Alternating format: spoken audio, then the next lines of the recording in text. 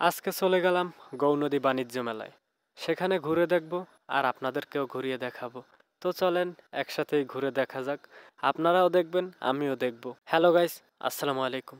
আজকে অনেকদিন পর একটা ভিডিও নিয়ে হাজির হলাম আপনাদের মাঝে। জীবনের প্রথম আসলাম কোনো বাণিজ্য মেলায়, সেটাও আবার আমাদের গৌনদীতে। ঘুরে দেখলাম অনেক কিছু। এখন তো আপনাদেরকেও দেখাইতেছি। আইসা দেখি হাউরির মেয়েদের নাই কোনো অভাব, নাই শুধু আমার একটা হাউরির মেয়ে। দেখি এখানে বাহারি পদের আচারের আইটেম, দেখে শুধু জিভে জল। এই পাশে এসে দেখি শুধু ঝর্ণার পানি উঠতেছে উপরে, কেউ কেউ দিচ্ছে পোজ, কেউ কেউ তুলছে ছবি। আর পাশে পাশে দাঁড়িয়ে দেখলাম আমরা এক অবাকারা। কেউ কিনে বউর জন্য, কেউ কিনে গার্লফ্রেন্ডের জন্য। আমার দল কার জন্য কিনতে আছে বলতে পারতেছি না সঠিক। দাঁড়িয়ে দাঁড়িয়ে দেখলাম শুধু মেয়ে মানুষের ঢল। মেলায় এসেও দেখলাম শুধু মেয়ে মানুষের জিনিস। আমাদের সুমন কাকু ঘুরে ঘুরে জিগায় দাম কত, কিনে না আসলে কিছু। তাই তো তার প্রসঙ্গটা তুলে ধরলাম আপনাদের মাঝে। এই পেশে দেখলাম মেয়েদের জিনিস, বাইসালন 50, দেইখালন 50। সামনে দেখলাম কত সুন্দর মেয়ে, তাই তো আর না বলেও পারলাম না। এসে দেখলাম মেয়ে মানুষের ঢল। মেলায় শুধু মেয়ে মানুষ, ছেলে মানুষ কয়জন? হাঁটি হাঁটি পায়ে পায়ে এগিয়ে যাই সামনে।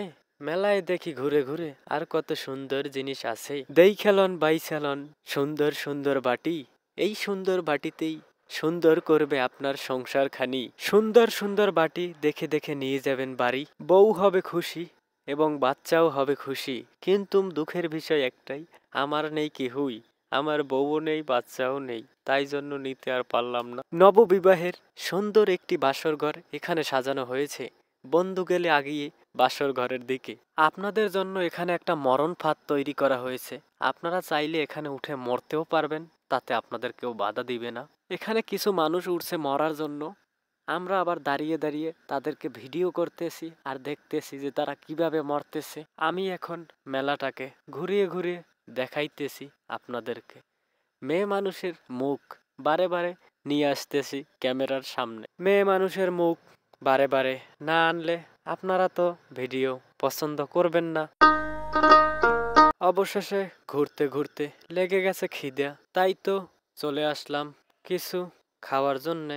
এক একজনে তো ফোনে কথা কইয়ে দিশে পায় না তার খাইবে কি। এখন রোল অর্ডার দিয়ে দিছি, আগে খাইলি এরপর কথা কমন একটু পর। মনু জীবনে বহুত ভাবলইছ, আর বুঝি ভাবলইছ তাই কলম খবর আছে। রোল অর্ডার দিছি, রোল কিন্তু ভালো হইছে, একদম কইতে হইবে। তাই রোল টোল খাইলেই ওদিক আডেন, ওদিক যাই কিছু খামু। এনে খারাই থাকলে কিন্তু কাম হইবে না। এমন কিছু ইউনিক খাবার যেগুলো আপনার খাইতে মন চাইবে কিন্তু আপনি পান না, পাইবেন কেমনে? হ্যাঁ ইউনিক, হ্যাঁ ইউনিক খাবার যদি আবার আমার সামনে পড়ে, হ্যাঁ কিন্তু না খাই আপনি ছাড়বেন না। টাহা না থাকলেও উদ্ধার হরি আনিয়ে খাইবেন। তাই এই রকমের একটা খাওয়ান, এটা মুই অনেকদিন ধরে ভাবি যে একটু খামু, কিন্তু আসলে পাইনি কোনো। তাই এখানে যাই পাইছি যখন অবশ্য আর ছাড়িনি।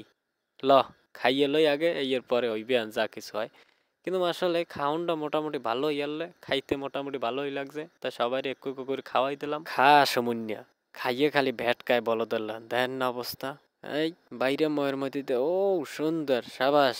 তোর দিয়ে হইবে বেড়া, জীবনে অনেক কিছু করতে পারবি, জীবনে উন্নতি। অবশেষে খামু এখন মাটির পাতিলে চা। হেই চাই বানাইয়া দিতে আছে আমাদেরকে। দেখতে থাকেন কেমনে বানায়, মোরাও দেখতে আছি আমনে গোলাহান।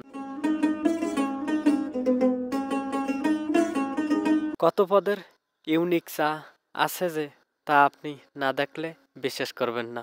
আর শীতের দিনে এক কাপ চা আর একটা বউর সমান। এই পেশে এসে দেখলাম মাটির কিছু হাঁড়ি পাতিল।